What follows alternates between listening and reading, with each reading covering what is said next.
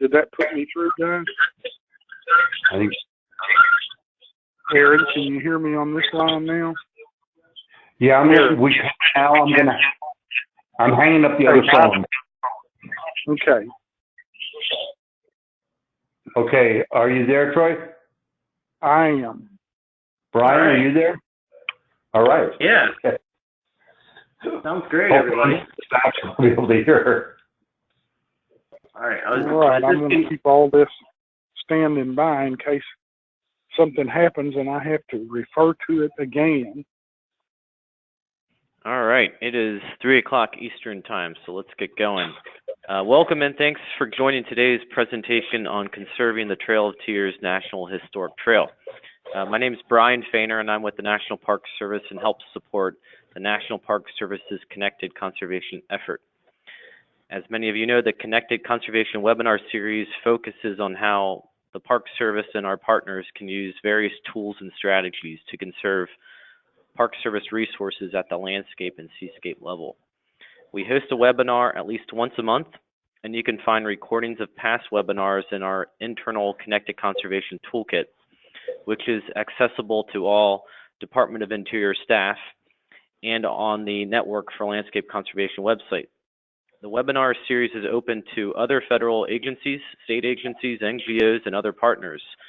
And I'll shortly here plug in links to the internal Connected Conservation Toolkit and then also the Network for Landscape Conservation website. We will post today's webinar following the presentation to both of those sites.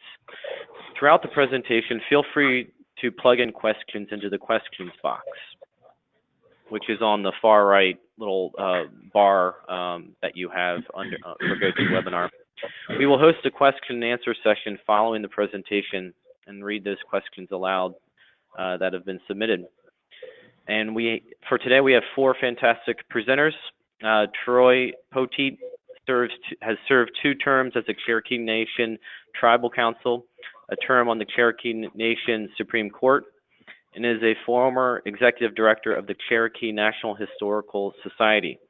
He frequently lectures on Cherokee history and is a storyteller, drawing on tales of his ancestors and their kin to take listeners into the rich world of the Cherokee past. He was a founding member of the National Trail of Tears Association and currently serves as the executive director.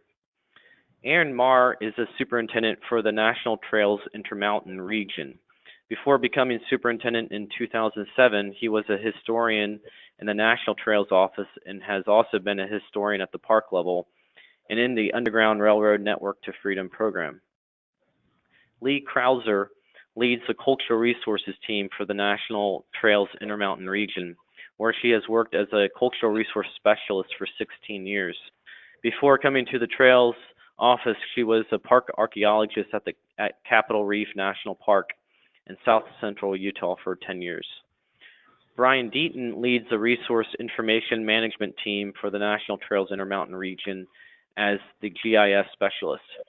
He has worked in federal service for 9 years as a GIS specialist and archaeologist for the National Park Service and BLM. So with that, Aaron and team, the floor is yours. Great, thank you, Brian. Good afternoon, everybody. Thanks for joining us for the next hour. And we're really, really excited to have this opportunity to expose a lot of the different aspects of the Trail of Tears National Historic Trail. Many of you have probably heard of the trail or have some familiarity with the history, but hopefully through the course of this webinar, you'll get a more in-depth understanding of the trail, how we work to preserve the trail and to commemorate the story of Cherokee removal. And we've got a wonderful collection of photographs that will enhance the presentation, and you'll really get a sense of experiencing the trail in this kind of in this remote way. So what we're going to do is I'll give a brief introduction to the National Trail System. We find that it always helps for people to understand what the trail system is, or at least have a brief exposure to that. And I'll speak a little bit about our office, the National Trails Intermountain region. We're kind of unique in the National National Park Service and in federal government, and give a very brief introduction to the Trail of Tears National Historic Trail and its significance. And then Troy will give you a much more in-depth understanding of the trail experience and what the story and the sites mean to Americans and particularly to Cherokee people. Brian will give an understanding of how we use spatial analysis to organize our data and understand the routes on the trail. And then Lee will give a presentation on how we work to protect and preserve the resources, what the resources are on the trail, and then how we work with our partners to protect those sites and segments that comprise those real valuable components of the Trail of Tears. So let's start off with a real brief primer of the National Trail System. The trail system was enacted by Congress in 1968. So it was a significant congressional action in 1968, which created the system, and it's been amended since that time, since the last 51 years. It's been amended several times to the point now where it includes 11 national scenic trails and 19 national historic trails. There's also a component of the National Trail System which includes national recreational trails. They're much more localized. Unlike national historic or scenic trails, which are created by act of Congress, national recreational trails are delegated down to the Secretary of Interior, the Secretary of Agriculture, to establish national recreational trails. They usually are already on federal property. They're much shorter in their length. And again, they're much more localized. And you see the map of the trail system there to the right, so you get a sense of how it really spans the entire country. And I don't think you see the trails up in, there is one trail, I did a route up in Alaska and Alakakai in Hawaii, but you see in the continental U.S. the extent of the National Trail System. I'll look specifically at the trails that we administer out of our office. We administer 9 national historic trails, and you see they transcend local, state, administrative boundaries, Park Service regional boundaries. They really span the entire country, and they transcend any of our normal understandings of states, at least in our administrative activities. Just looking at the 9 national historic trails, you'll probably recognize many of them, and you'll recognize either an event that's being commemorated, a nationally historic event, such as say the Mormon Pioneer National Historic Trail, which looks at the original Mormon emigration routes from Nauvoo, Illinois, to the Salt Lake Valley in Utah, an event in 1846, 1847. Or it might look at processes like the Camino Real de Tierra Adentro, which went from Mexico City and crossed into the U.S. in El Paso, and then went up to Santa Fe in New Mexico. And this was used over the course of centuries in trade and commerce and settlement into the Southwest United States. Pony Express National Historic Trail, which commemorates a route used by the Pony Express from St. Joe in Missouri to San Francisco. So these are long distance trails that commemorate nationally significant events. You see the date they were established. They were established by Congress, so it takes a congressional action to establish national historic trails. And you see that they're lengthy. They're, in most cases, thousands of miles long, commemorating these events that went over our landscape for great distances. If you're in the National Park Service, you recognize that we have web pages for each of our national historic trails. So if you have a particular interest in, say, the Old Spanish Trail, there's a web page that's popular with a lot of fantastic data, including trail alignments and history and information on visiting the trails, all those things you'd expect to see on a standard National Park Service page, you'd see on our trail web pages. And you might also recognize that each trail has a logo.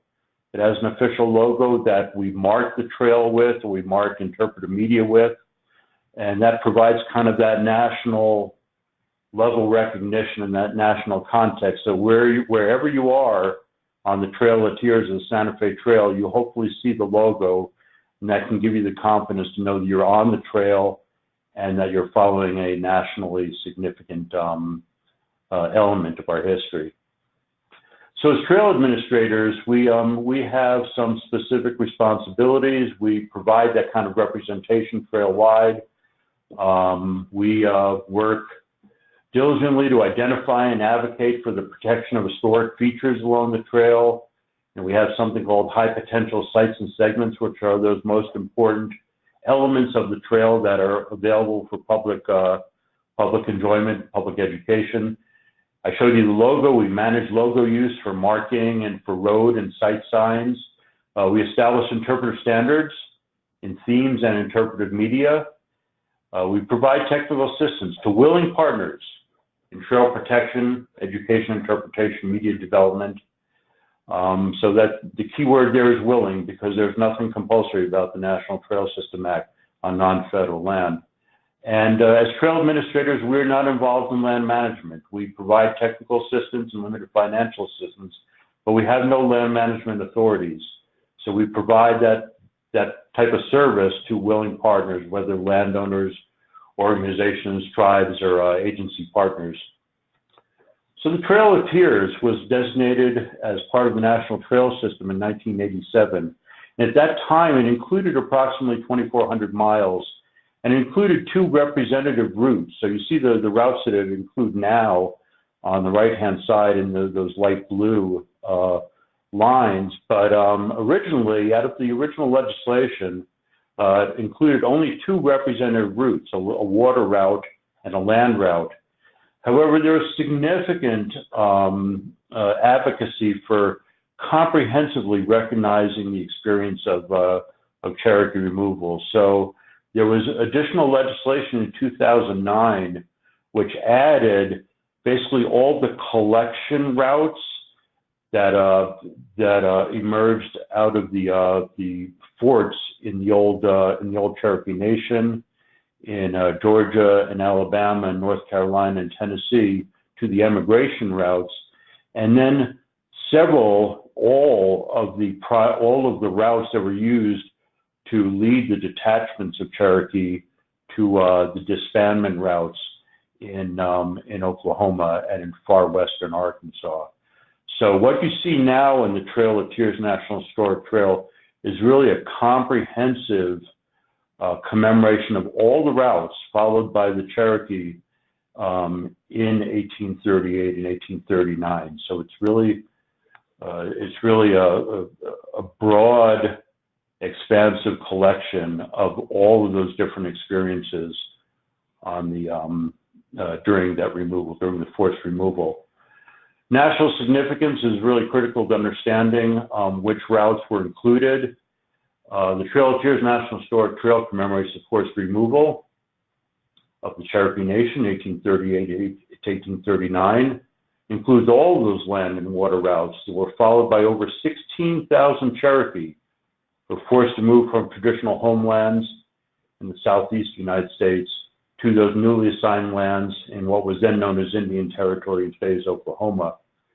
The removal experience varied from families to families. Some traveled by foot, many traveled by horse and wagon, even railroad and boat in the detachments of up to 1,000 people as they traveled to Oklahoma.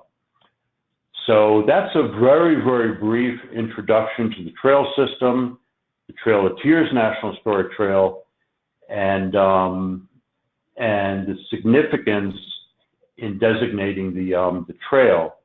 But I'm going to turn it over to Troy now, who'll give you a better understanding of the meaning of the landscape and the story of the Trail of Tears. Well, I think that as we discuss the preservation, the interpretation of the sites and the landscapes and the structures along these routes that our ancestors followed during the forced removal, for Cherokees, it's very important that the general public understand why we vigorously join in the commemoration of this very sad and very thin slice of Cherokee history. We participate in locating exactly where the roots went, in the marking and interpretation, in commemorative ceremonies, not because we want to capture the memory of our ancestors in the role of victims. And certainly they were victimized. They were victims of greed and a failing of the best part of the United States that we hold dear. And certainly we don't participate in all of this activity around the Trail of Tears because we want to somehow appropriate that victimization to ourselves. None of us alive today came on the trail. And nobody alive today had anything to do with that.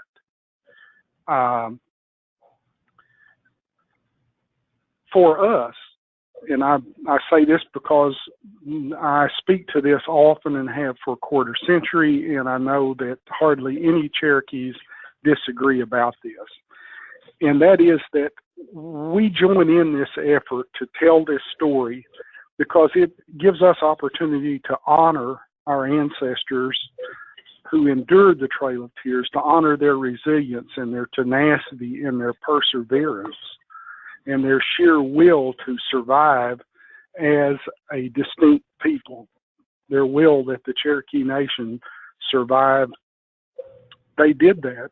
They did overcome. They did hand the Cherokee Nation off to the next generation as a very vital and viable political entity with our language and our history and our culture intact.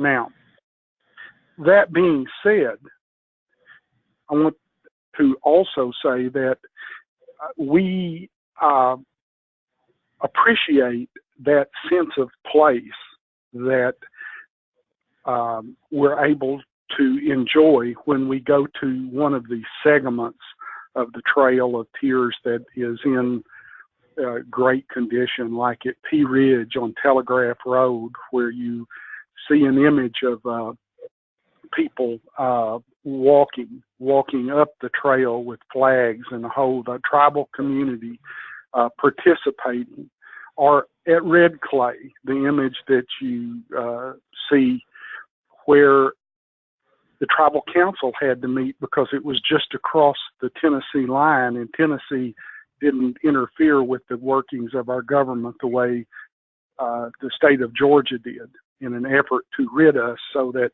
lottery winners could take our farms and homes. You see an image looking from Removal Park in Missouri across the wide Mississippi to an area on the Illinois side where hundreds of several thousand Cherokees camped in the winter because the ice in the Mississippi was so great that boats would fall apart trying to cross it. It would destroy the boats. And so people had to camp between where you see the water in that mountain in the background. Several detachments were spread out there, and many people froze to death during that time. So those places give us a sense of place, and we think that, well, we know because we've participated, people from the local communities, partners without whom we could never have been able to mark the removal routes accurately and interpret them. And these partners, many of them work through the Trail of Tears Association. They help us locate, they help us come up with the scholarship and assemble all the documentation that we need in order to share that story of what happened along the trail with the general public. And every time that story is told, it gives us, as modern Cherokees, an opportunity to honor our ancestors and to share with the general public that we are not a footnote in history, but we're a living, viable political entity and cultural entity on this continent, and we're very much a part of the landscape of America. And so the demarcation of the roots and the interpretation along the way gives us an opportunity to connect with people in local communities all through the Southeast, all through the states where those various routes pass. That's a connecting place. That's an intersection between us and some little community in the Ozarks in Missouri, where we can go and learn about them, learn about what else happened in their neighborhood, share with them our history and culture. So I think that that's what the trail means to us.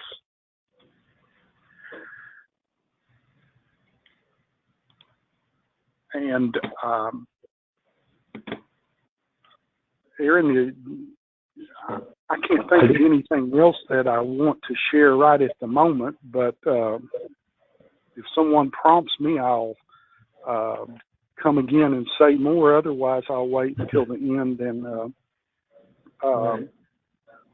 well, thank you, utilize the time for questions. This is Brian Deaton, the GIS specialist for the National Trails Intermountain Region. As we just heard, the Trail of Tears is nationally significant to the Cherokee people, and has important locations that provide a sense of place. The only way to preserve the sense of place for these locations and along the trail is to have an understanding of the geographical location of them. The Resource Information Management Team is tasked with the database development and management of the Trail of Tears National Historic Trail and the Geographic Information Systems data spanning 9 states.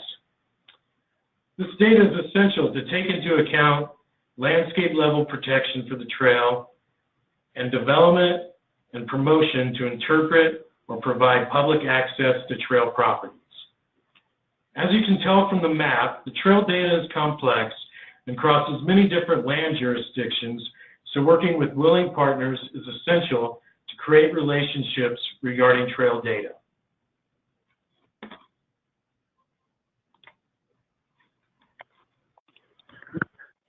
Brian? Yes. It's Troy, and I would just say I guess I failed to mention that Cherokee youth from both the Eastern Band and from the Cherokee Nation, each summer they pick out one of these routes and follow it on bicycles, and they do that bicycle ride. And I just want to point out that the reason they're able to do that is because of the work that the Park Service has done in conjunction with local communities. Otherwise, we wouldn't know where to commemorate that ride, and that's a prime example of the import of your work to the Cherokees. And so I'm sorry to interrupt you, just to interject that. Yep. So the designated alignment is based upon the route as depicted within the Trail of Tears National Historic Trail Comprehensive Management Plan and the subsequent additional routes feasibility study. Specifically, the route segments are based upon various historical documentation sources, including military records, other historical maps, general land office maps, and historians, land managers, landowners, and other trail experts' knowledge. Working with partners is an essential part of mapping the National Historic Trail.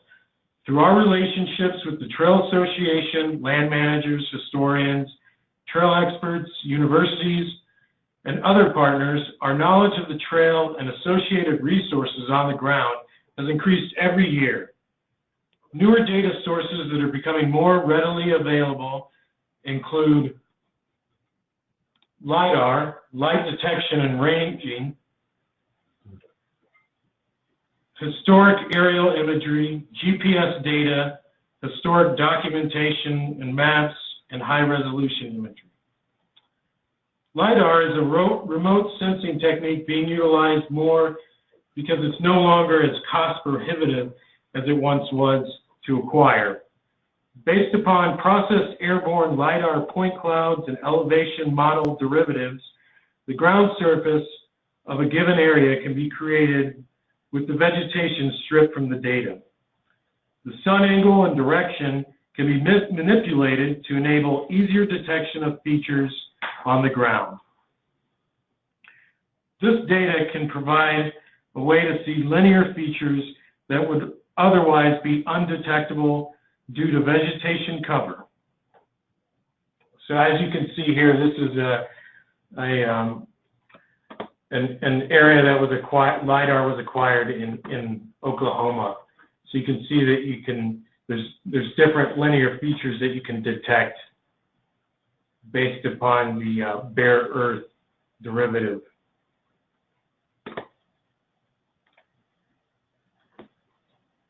Historic aerial imagery provides a valuable source of information concerning features on the ground. There are some areas of the U.S. that have historic Soil Conservation Service aerial imagery going back to the 30s. This can provide a snapshot of the trail before development impacted or destroyed its physical trace.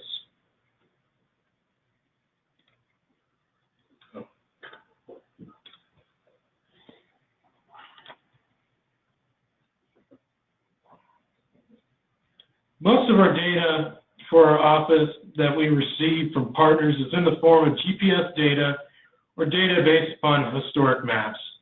The GPS data is provided by partners who have ground truthed the physical trace of the trail as either part of their own research or due to cultural resource inventory.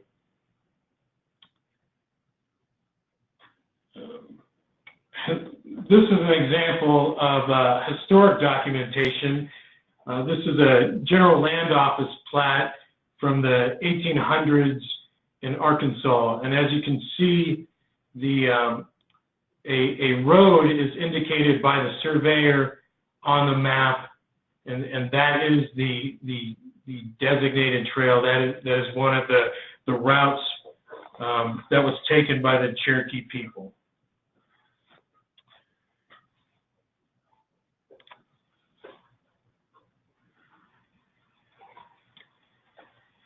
Another source of data is high-resolution imagery that can also provide better insights into the physical location of the trail on the ground.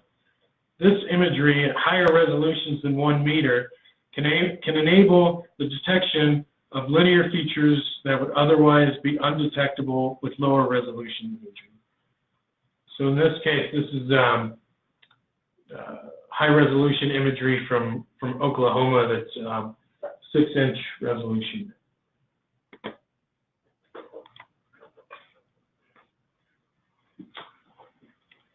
The National Trails Intermountain Region conducts analysis of the current land management along the trail to review any updates to the land ownership or management in proximity to the designated alignment. This analysis allows the office to make updated points of contact with land managers, assist in identifying areas that may have future development impacting the setting of the trail or other associated resources, and assist in identifying areas that may have some level of protection based upon special land designation.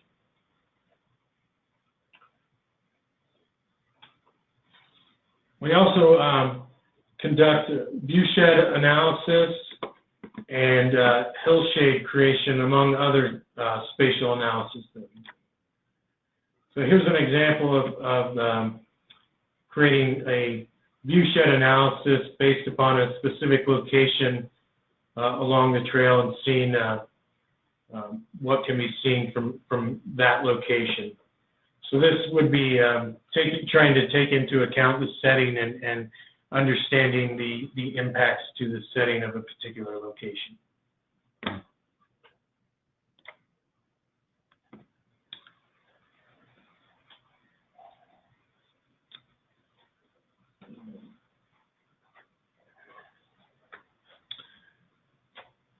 The National Trails Intermountain region provides technical assistance and expertise to partners regarding GIS technology, analysis, and peripherals.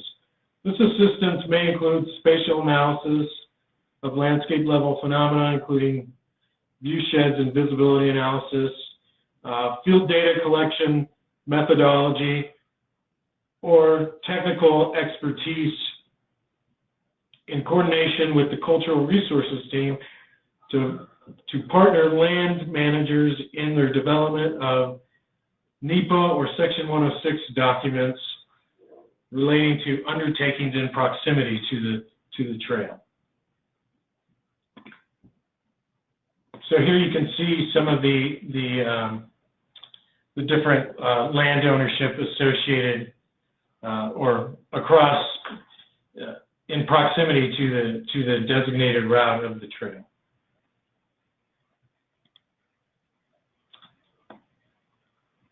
An example of the field data collection methodology assistance that our office provides is the historic building inventory that Middle Tennessee State University undertook.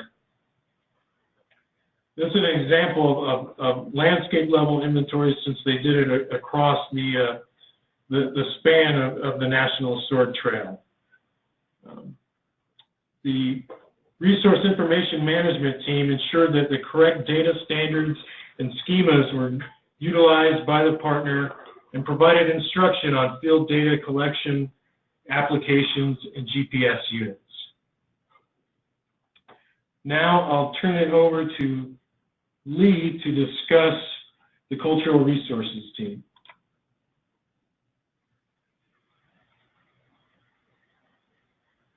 As you've heard several times now, the Trail of Tears holds enormous cultural meaning and significance to the Cherokees and to other Native communities that were removed from the southeast to Oklahoma in 1838 and 1839. As the Trail of Tears National Historic Trails administrators, we work with these tribes and other partners to help protect and preserve trail resources. That's the main focus of NTIR's Cultural Resources team.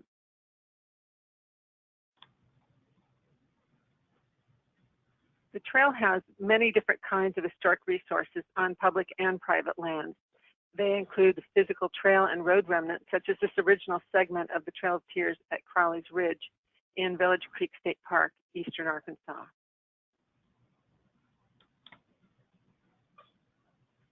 Trail remnants can appear differently depending on local conditions. Now, it's largely through forested areas, but there are differences, and these are just a few of the ways that the Trail of Tears is manifested across its length.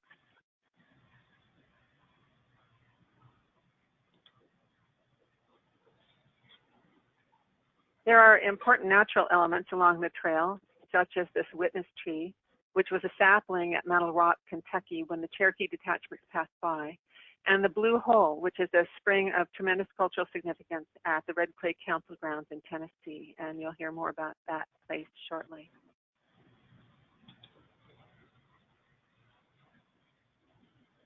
Archaeological sites, including detachment camping areas, are abundant along the trail.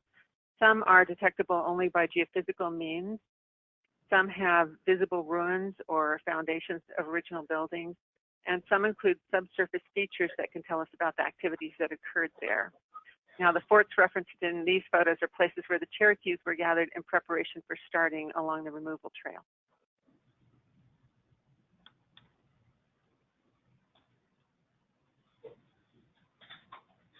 There are quite a few standing buildings along the trail. They include plantation houses, log cabins, and structures such as retaining walls, chimneys, and bridge abutments from the removal period.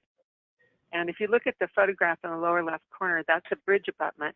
And look at the lower center. Behind that bush, there's a man standing with his arms outstretched. That gives you a sense of the size of that particular structure. Some of these were built and used by the Cherokees themselves. Some were stores or supply depots or are located where detachments stopped and camped. And some were witness buildings, which were simply buildings that were present as the detachments passed by. And so the people walking by there would have seen them at that time. Many of these today belong to private landowners, nonprofit organizations, and state parks who are interested in working with us to preserve their Trail of Tears resources.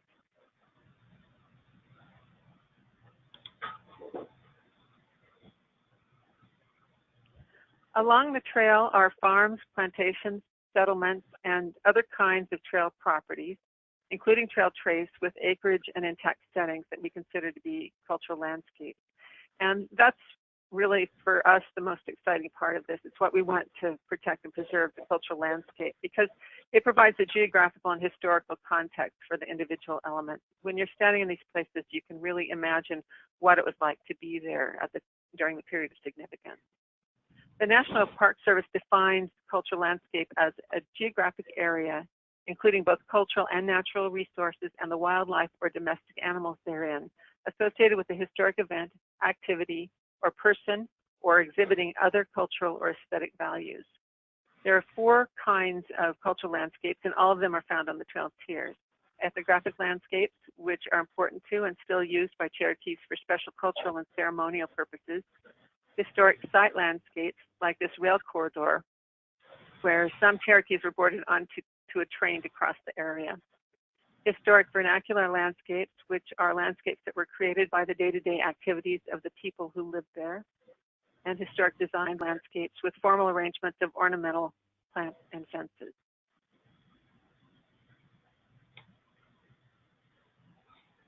So how do we protect trail resources? We can't do it directly. NHTs are not linear national parks, and as you heard, NTIR does not have land management authority along the trail. We do it through our work with partners. Through cooperative agreements and contracts, we provide our partner organizations and landowners and land managers with technical expertise and funding support for various kinds of documentation, studies, and activities. These include documentary survey, which consists of collecting historical documentation such as historical maps, National Register nominations, newspaper clippings, and so forth for Trail of Tears related properties. Archaeological investigation, including Lidar and satellite photo analysis, done in conjunction with our resource information management team, and traditional field survey, geophysical survey, metal detection, and archaeological testing. Building and structure surveys and assessments, where qualified resource specialists seek out buildings and structures that are historically related to the Trail of Tears and assess the conditions and needs of those resources. Cultural landscape inventories and assessments to identify cultural landscapes, research their histories, and assess their existing condition and integrity. This groundwork feeds directly into developing National Register nominations and listings.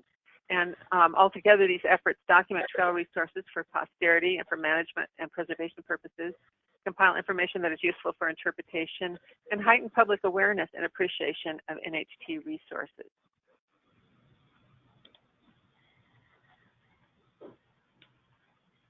Here's an example of a National Register nomination that we're supporting right now through a cooperative agreement with Middle Tennessee State University.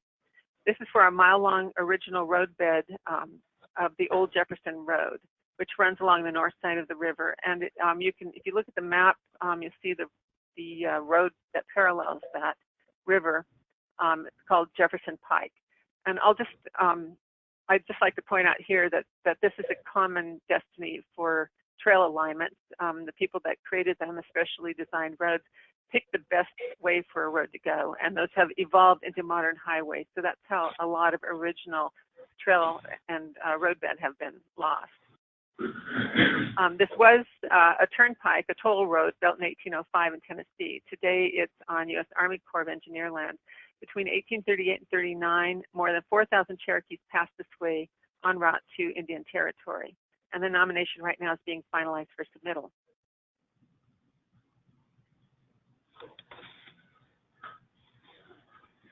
Here's an example of a cultural landscape inventory from Middle Tennessee State University for Red Clay State Park. Now, Some people consider red clay to be the actual beginning of the Trail of Tears. After the state of Georgia used military force to prevent Cherokee government from meeting at the tribal capital at New Echota, the tribal government moved across the state line to the red clay council grounds in southeastern Tennessee. And this remained the Cherokee capital until the people were forcibly removed in 1838. Today, it's a 263-acre ethnographic cultural landscape protected by the state of Tennessee as Red Clay State Park. Cherokee people still hold cultural events at the old council grounds, and the young men in this photograph on the left are cooling off in the Blue Hole Spring by permission of the park after a sporting event. This inventory identified historic resources that help define the cultural landscape.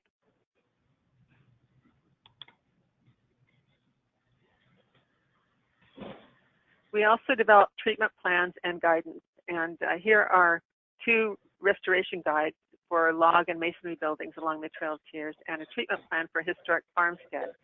Different kinds of treatment we recommend can include stabilization or mothballing, which is taking action to stop deterioration that usually occurs through neglect or abandonment.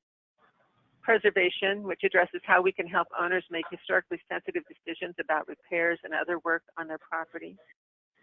Rehabilitation, finding ways to adapt a property to new uses while retaining its historic character. Restoration, removing non-historical elements of a building or landscape to regain its historic appearance. And reconstruction, recreating a vanished building or landscape with new materials.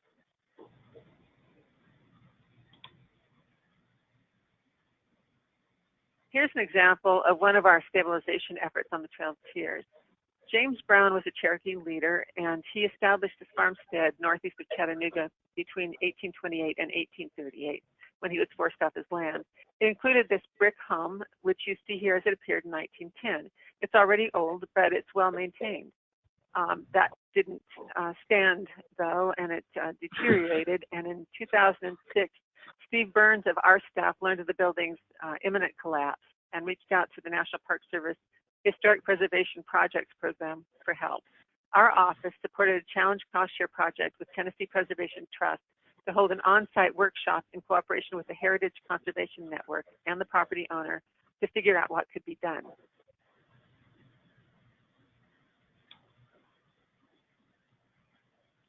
During the workshop, the partners physically stabilized the old house and compiled some preservation recommendations.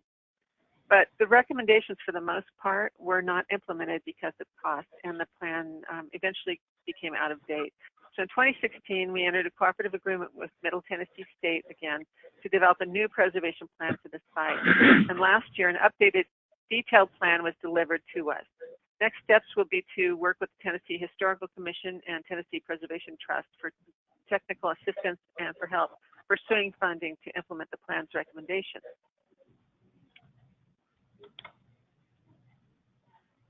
Another large part of our protection effort consists of participating in NEPA and Section 106 compliance for external undertakings. That is, projects that are led by other federal agencies and that have potential to adversely affect the trail. We participate in scoping for those undertakings. Some federal agencies who are supposed to manage the trail in their jurisdictions don't even realize where it is, or that they need to manage for it, or that this office exists and has data and expertise that can help them to do that. We review environmental impact statements, often for large projects like transmission lines, highway construction, pipelines, and wind energy development. But sometimes for smaller projects like communications towers, usually those aren't environmental impact statements, but other kinds of compliance. At one point, we were given a proposal for a disc golf course. That's an example of the smaller kinds of projects that we review. We accept cooperating agency status for these undertakings when it's appropriate, when we have the staff capacity. We usually do that when we can be of meaningful assistance in identifying the trail, potential impacts, and ways to avoid or mitigate impacts. And we ask to be consulted for Section 106 so that we can be part of that discussion for identifying appropriate mitigation. We want to try to ensure that mitigation is proportionate to the impact and that it makes a meaningful difference to the trail and to the visitor. Here's a current example of our involvement in a Forest Service undertaking. It's kind of a different one. On the left, you see a photo of the Unicoi Turnpike. The Unicoi was originally an ancient footpath connecting the Overhill Cherokee towns in Tennessee to the Cherokee settlement in the Carolinas and Georgia. Historically, it was developed into a toll road, and some 3,000 Cherokees from western North Carolina traveled this road during removal. Because of its history and because parts of it are still largely intact and in a natural setting, consulting Cherokee tribes consider this section of the NHT to be especially sensitive.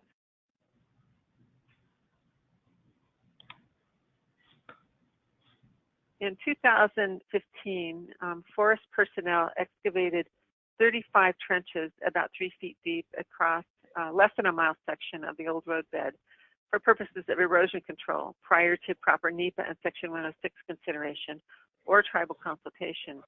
The crew doing the work didn't realize it was a historic roadbed. They thought that what they were doing was routine maintenance. So the forest is now working closely with the tribes, our office, and SHPO to remediate and mitigate that damage.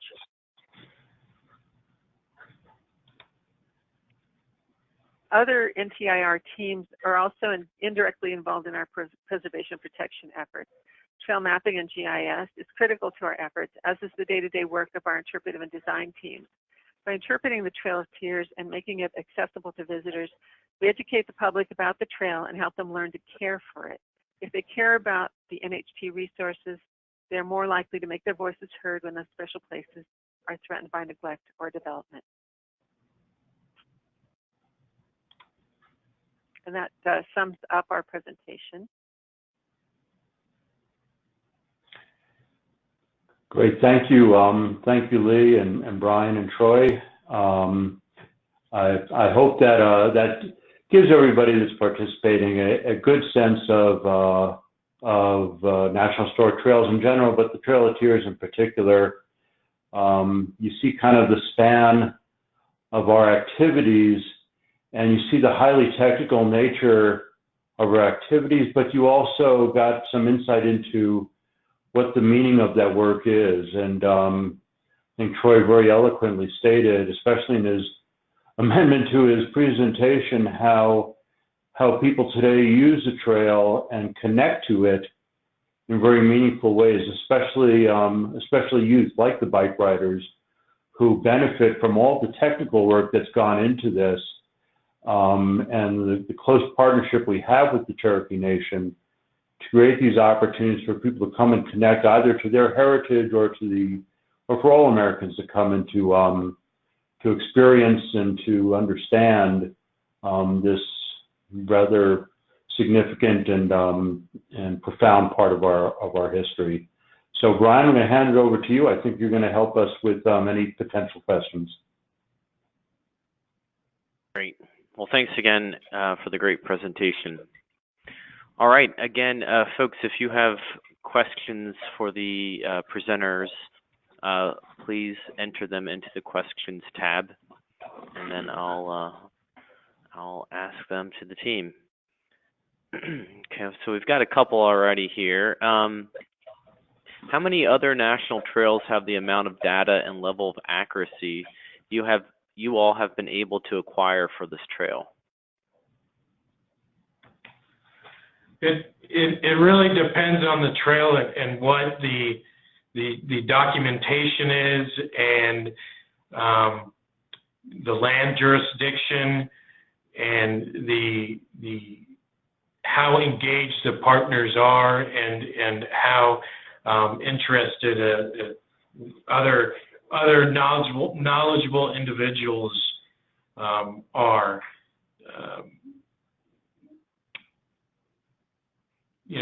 Most of our trails, the scale of data that we have is at the 100K scale, but the intended use of the data is 100K. But from various sources, just like with the Trail of Tears, we've got varying different levels of scale of data, ranging from GPS data, a physical trace on the ground, to 100K quad maps where the route has been plotted on those USGS quad maps by a historian based upon their knowledge. So it really varies. Great. All right, here's another one for you guys.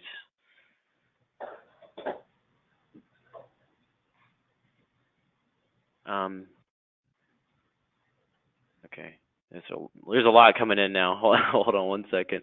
Does the NPS collect or record data, GIS or otherwise, for trail remnants or cultural resources that may be historically associated with a given historical trail, but not included in the Congressional National Heritage Trail designation? If so, how is this information made available to the public, SHPOs, tribes, and other federal agencies, etc.? Well, I can perhaps lead off that question, and Brian might have some additional information.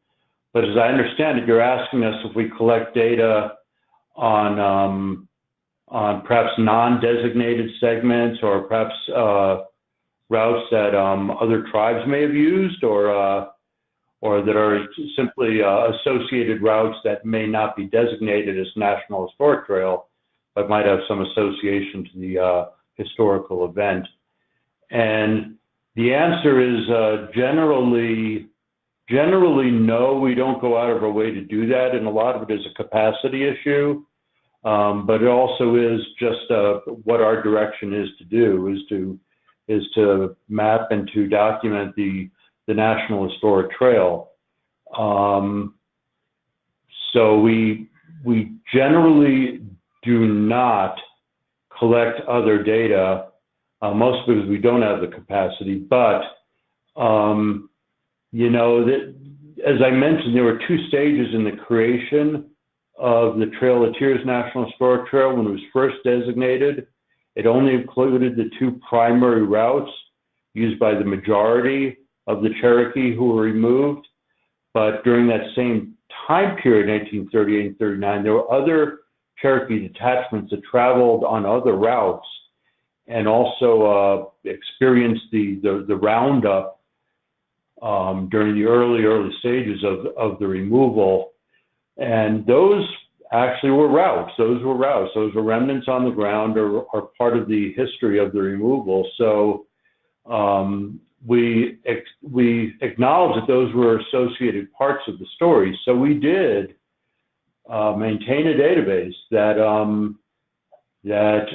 recognized all these additional routes and these additional features of the Trail of Tears experience. And then in 2009, when we were asked to study these additional routes for potential addition, we had that information. We had that database of routes and quite specific information on where the routes went and what the resources were that are affected by the removal.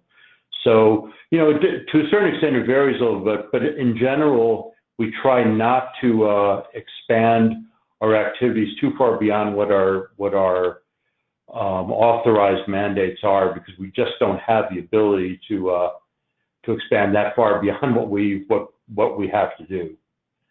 Brian, is there anything you want to add to that, or Lee, or Troy? Yeah, that's definitely correct.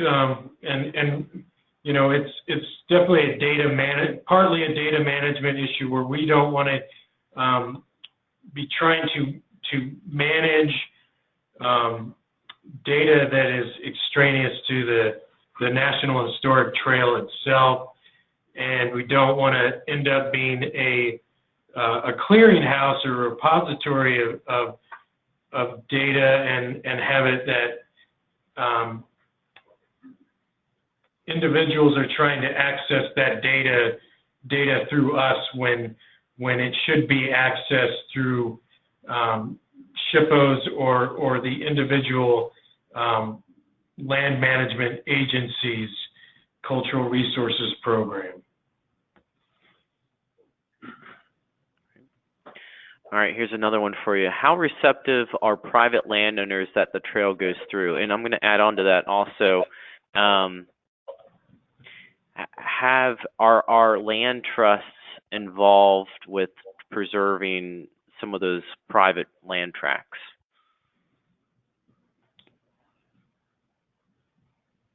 I'll again just start off the response there, and you know, a significant amount of the trail, particularly towards it, well, particularly towards its western end with the Trail of Tears, but really looking at all National Historic Trails, significant amounts go over private land or non-federal land. You know, it could go through state parks, as you've seen some examples here, county parks, tribal land. So wherever it goes over non-federal land, it really is an issue of engaging that landowner and seeing if there's a willingness to participate in any way. It could be just documenting the trail on private property. It could be actually developing it for visitor access. It could be for developing it for viewer access from a roadside pullout so people can overlook. But you know, the response from private landowners varies, of course. Some landowners are very, very protective of their privacy and their land rights, and they really want nothing to do with the trail system, and that's just fine. That's again, there's no compulsory action with National Historic Trail designation on non-federal land. But over and over again, we're surprised by the receptive nature of private landowners. Private landowners are proud, in the vast majority of cases, to own these significant components of our shared history. In an amazing amount of cases, and I'd say this is probably a substantial majority of the cases, private landowners are eager to share their land with the American public in any number of ways. It could be just viewing it from the road. It could be very limited access on a, you know, once a year. They may lead tours once a month, once a week. In some cases, they have unrestricted access to visit the historic site on their property. So we're just constantly amazed by how Americans are eager to provide protection for their resources, but also share it and help all Americans to understand the significance of those sites. And Lee, you've done a lot of work on private land, and I don't know if you'd want to add to that. Most of my experience has been farther west on some of the other NHTs, and I think that landowners on the Trail of Tears may just be exceptionally willing to work with us. There are definitely great landowners on the Western Trails that are also proud of their properties, especially I think on the Santa Fe Trail. But in other places farther west, I think we run more into the anti-government bunch, maybe, that kind of philosophy, personal philosophy, and sometimes it's a challenge even to get permission to look at the trail on private land. So as Aaron said, it's different. It's different everywhere.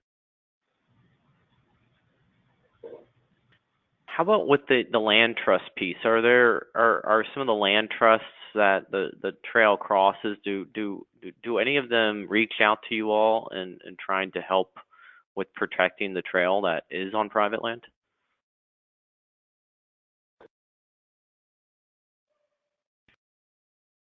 I've not seen them reach out to us myself. Maybe Aaron has some experience with that. Generally, we are trying to reach out to them,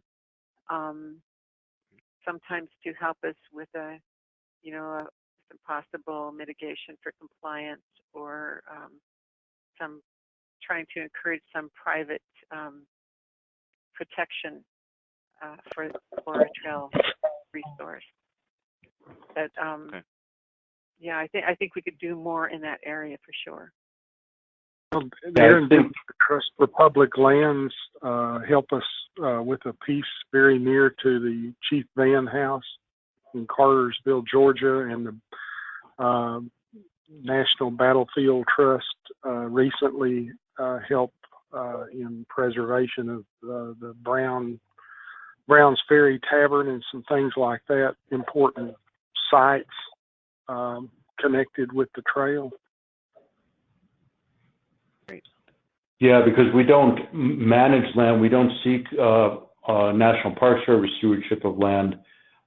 We have kind of a toolkit of different strategies that we can recommend to partners to advocate for land protection. And those include working with SHPOs and other entities for easements over property. In some cases, nonprofits groups have pursued outright fee simple acquisition of significant resources, and we've also been advocating for land trusts to become more involved in protecting trail resources. So it's really kind of in its nascent stages of getting land trusts more involved in land protection. But as Troy has pointed out, there are some cases particularly along the Trail of Tears, where land trusts have been engaged and have been very successful in protecting certain components of the trail. Great. Okay, we're at 4 o'clock Eastern time. Aaron and folks, any last words to share? Just thanks for everybody's time, and we're grateful to have this opportunity. Hopefully it was a good contribution to the webinar series. Absolutely was. Folks, I put in the chat box a link to our next Connected Conservation webinar. It's going to be on August 13 at 4 o'clock Eastern time, and it's on connectivity in the Pacific Northwest National Scenic Trail. And that's the scenic trail that crosses through the Northwest, crosses through North Cascades and over to Glacier National Park. So you can register that there in the chat box, or again by visiting our page on the Network for Landscape Conservation or our internal Park Service Connected Conservation Toolkit. All right. Well, thank you again so much, Aaron, Lee, Troy, Brian. Awesome presentation. You guys got your hands full with managing a really complicated and expansive and amazingly important trail. So thank you for all you do, and especially to you, Troy, and your association. I mean, thank you. I mean, you all are such a great partner and for everything, obviously, with the trail. So thank you. Thank you. We're glad to have the opportunity to share. Great. All right. Thanks, everyone. Take care. Bye.